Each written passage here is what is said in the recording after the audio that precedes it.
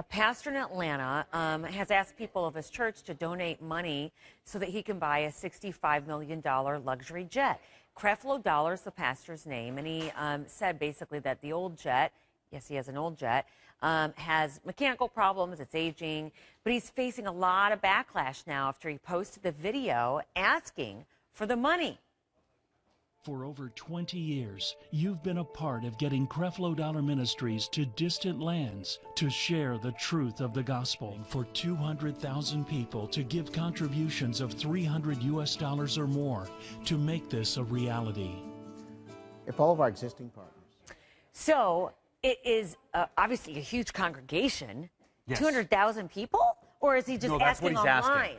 He's asking 200,000 people to give $300 each. There you get your $60 million for the new jet. G6. Yes. I think what is the Gulfstream? The Gulfstream. G650, and it can get you from New York to Los Angeles in 2.5 hours. Now, in defense of the pastor, people would say, wow, okay, so this is needed for international travel if you're someone who believes in, say, spreading of the word of the gospel to lands unknown. That is the argument. On the other side, what's wrong with the commercial jet? Exactly. Commercial flight. And most say that. I mean, yes. The hashtag Creflo Dollar was trending.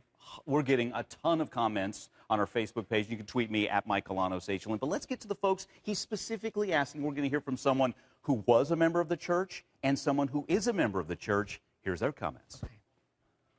Creflo Dollar didn't have a jet when I was here, and now he has one, and he's asking for another one. You know, at what point does my 10% actually go toward my community? Did you give him $300 for that? Most definitely, most definitely. We support our pastor. That's what we're here for. The work that he's doing, where the Lord have him traveling, he doesn't need a cheap airplane. He needs the best. So no one's required to give the $300, but is he accused of being a prosperity preacher, and what is that? I don't even think accusations are right. I think that is.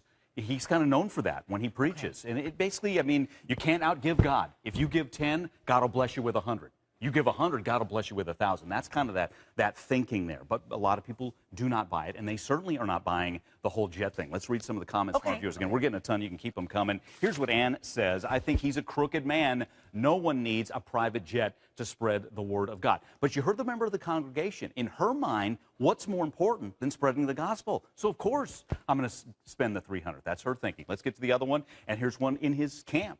Lennon says, good for him. If there are people that don't mind giving him the money, more power to him. And one more against. Jennifer says, if he wants a new jet, why doesn't he pray for one to show up on his doorstep? There are better ways to donate your money to God, and that's the prevalent theory.